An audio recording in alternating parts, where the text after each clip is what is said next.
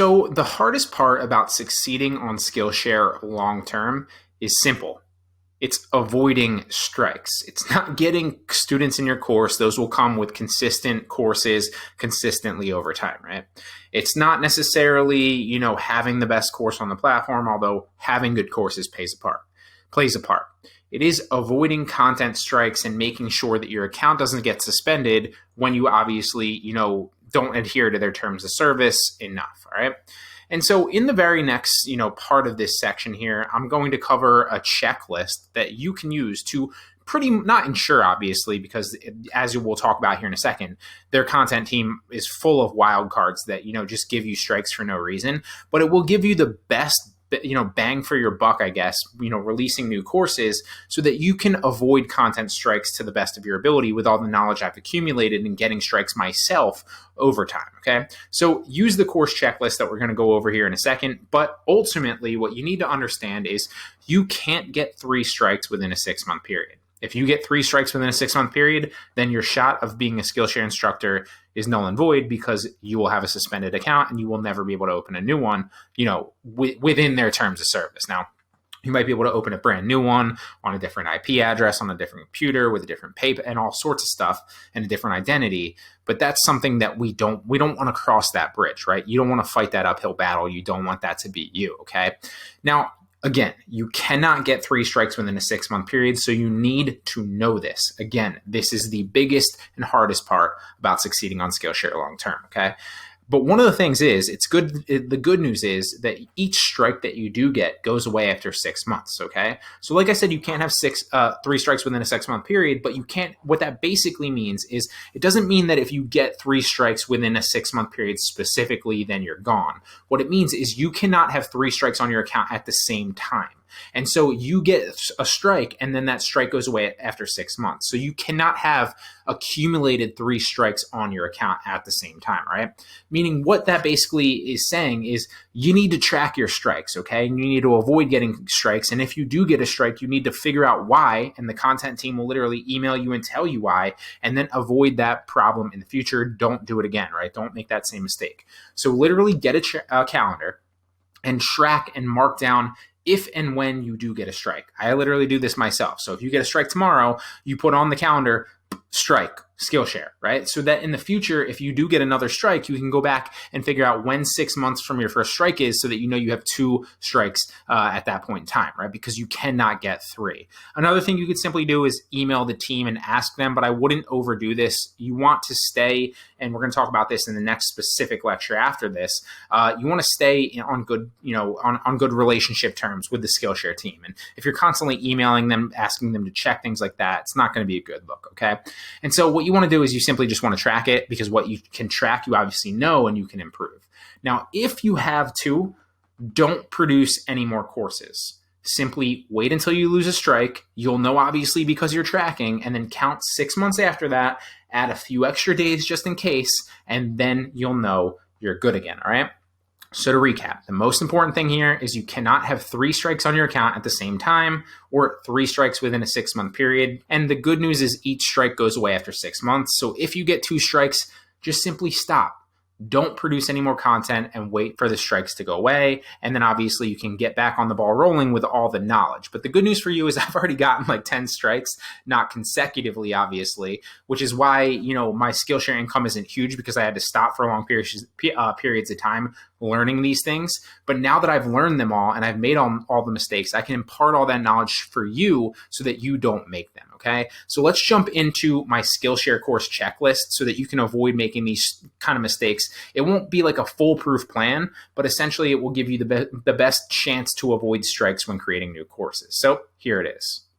So I want to go over a Skillshare course checklist that I use myself that obviously will help you do the same thing. Now, we've covered already, obviously, why the biggest, hurdle that you will have as a Skillshare instructor is staying within the terms of service. And even staying within the terms of service and doing everything right, you will still face some backlash and some, probably some content strikes here and there anyway, okay? So you need to do the best job that you can to avoid these content strikes and space them out, obviously, so you can continue to grow on the platform while you're earning, okay? And so I want to go over a Skillshare course checklist here. You can actually download this. I'll try to attach it to this lecture if you want to go ahead and download it and print it out yourself.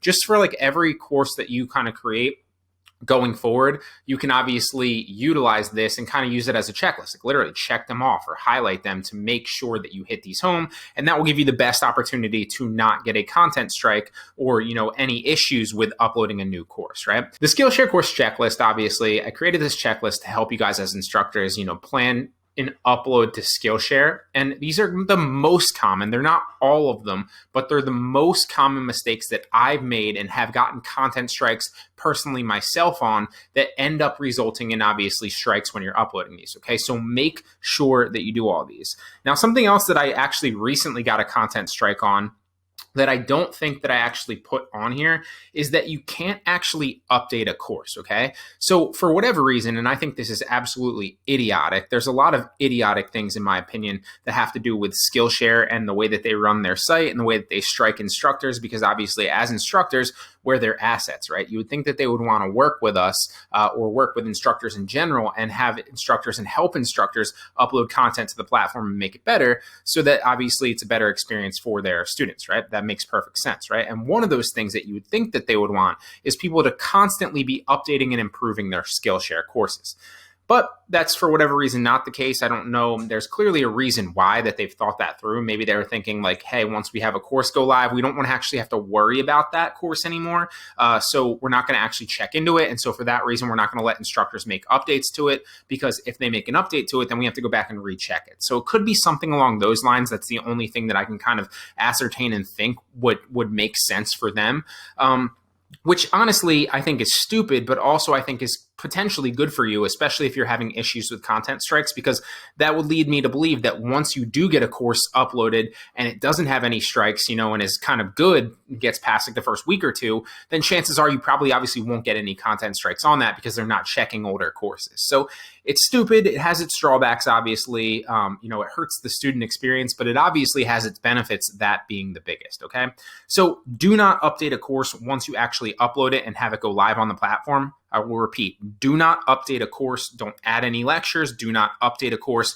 Once you have it go live, keep it as it is, okay? If you update it or change that, and this is strictly from one of the actual reps on Skillshare that I asked, because he was like, do not do that. That's against terms of service. So I was like, okay, cool. Like, I'll just focus on creating new courses then, and I won't do that. And obviously, one of the other things is that we're going to talk about in another lecture is you should be forming relationships with the Skillshare team, but we'll cover that more specifically in another lecture, okay? So I will hit this home, download this Skillshare course checklist, and add to it, you can't update courses, okay? Don't do it.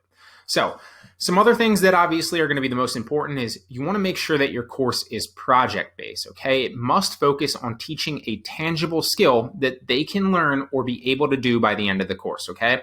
So for example, I used to just create Udemy courses and then I would edit them so that they didn't have any like things in them that would adhere to the terms of service, right? So like no money stuff, no mentions of like Udemy or any other course platforms, and put it up on Skillshare and think that it was fine, right? But apparently you actually need to have your entire course be like a project-based course, right? So what I used to tell people, again, is I would be like, create a Udemy course, right? And then edit it and put it up on Skillshare with like a last lecture that was like, hey, so for this project, I want you to implement everything that you've learned. And that worked a little bit, but they've kind of gotten a little bit more strict there. So what I would say now is create a Skillshare course with a project in mind ahead of time, right? In the very first lecture, explain why that project or why that skill that you're teaching is important and why it's like a tangible, and a valuable skill that they can learn. And then obviously set the project up for them immediately, right? Create the course with a project in mind and a tangible skill that they can learn or do by the end, okay? So example that would be bad of this is like a YouTube channel growth course, which is literally one that I uploaded and got a content strike, right? Because it doesn't focus on teaching a skill and isn't project-based. It was literally just kind of tips to grow a YouTube channel, which works well on Udemy, works well on other platforms, but doesn't work on Skillshare, okay? Now, a good example of that would be like how to make a professional-looking thumbnail in 4 easy steps, right? Because that's something that's a tangible skill that you can obviously create a project on, create a thumbnail in these 4 easy steps, do those steps yourself, and then upload that specific thumbnail to the course as the course project, right? And obviously that's focused on teaching a skill and is project-based. They're clearly learning a tangible skill that they'll be able to perform at the end of, or by the end of the course, which is obviously creating a professional thumbnail in those 4 easy steps, okay? And that is actually an example of one that I've uploaded successfully, okay? So that's a good example and a bad example. Make sure that your course is project-based and focuses on teaching a tangible skill.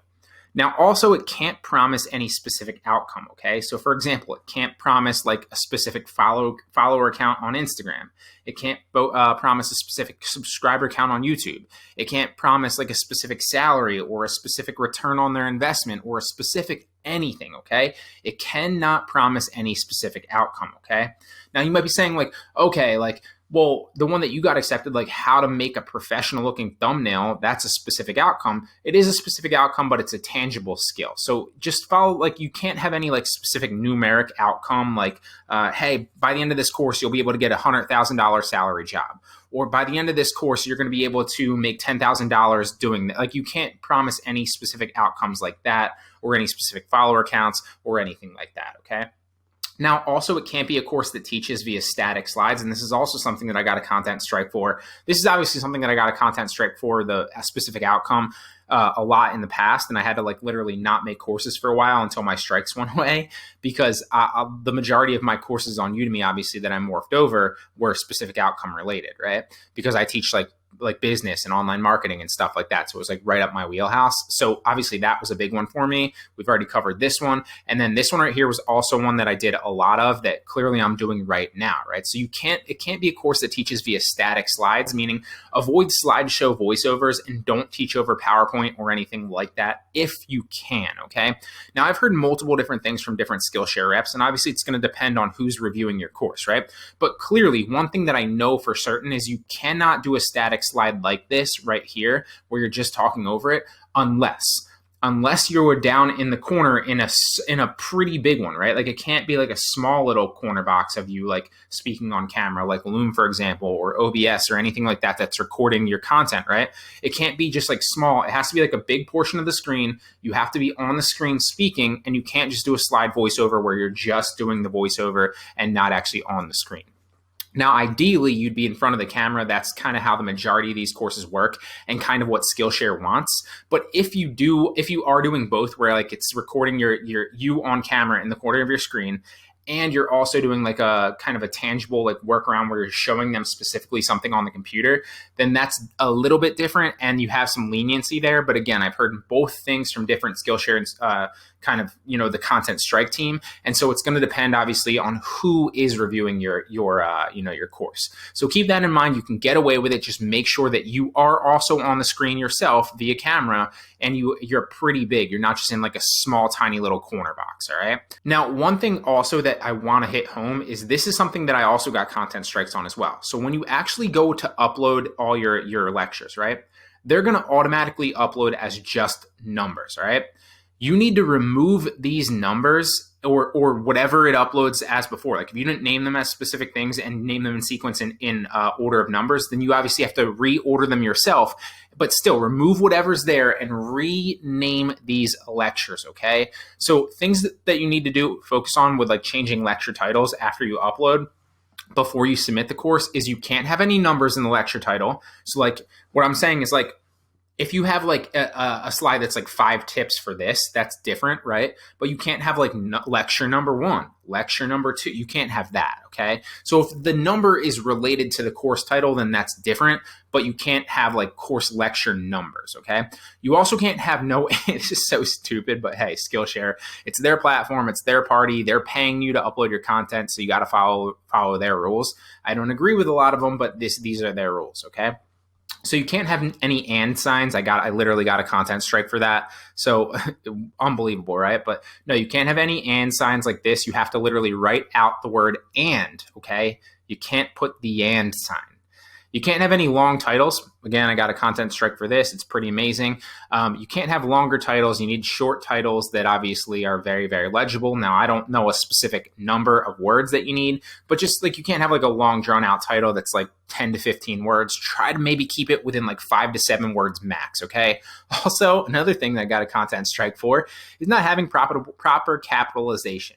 So proper capitalization is, for example, let's just like bring up let's name a random lecture. So this one we're covering like Skillshare course checklist. So like what I could do is like Skillshare course checklist.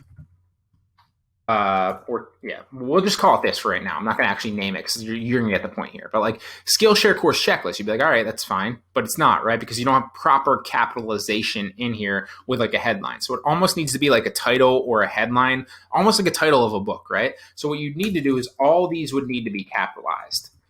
And that's proper capitalization. Chances are you will get a strike if you don't do that. And again, I don't agree with these things. You would think that they would just email you and be like, yo, can you fix the title? We want it capitalized. But no, they're going to strike you and not give you a chance. So just hit these home. So another example of this is like, you don't obviously capitalize like things like in and the and, right? So let's do another one, like how to make slides on PowerPoint. That's a good example, right? So how to make slides on PowerPoint that's good capitalization, because you're not supposed to capitalize to, and you're not supposed to capitalize and. Now, I don't know the specifics of this, but I would just say like, maybe take like a crash YouTube video on like how to properly capitalize certain things. This is kind of stuff that I just know intuitively from school, and chances are you obviously will too. But if you don't, then I would just say like take a quick brush up video on it on YouTube, or read a quick blog post on like proper capitalization of titles and headlines. You'll pick it up pretty fast. But I just want to hit that home because these are things that I've literally gotten all strikes on, and I've built this course checklist out for you so that you don't make these mistakes, right? Because if I make these mistakes, I want to help you avoid making these mistakes so you can continuously upload and consistently upload courses to Skillshare, grow that snowball, start growing that income, and avoid content strikes. Now, also remember, one last time I'll say this, to add, you cannot update courses because obviously it's against terms of service to this list, and then literally use this list every single time you're going to go create a new course. So that's the Skillshare course checklist. I really hope it helps you avoid getting strikes.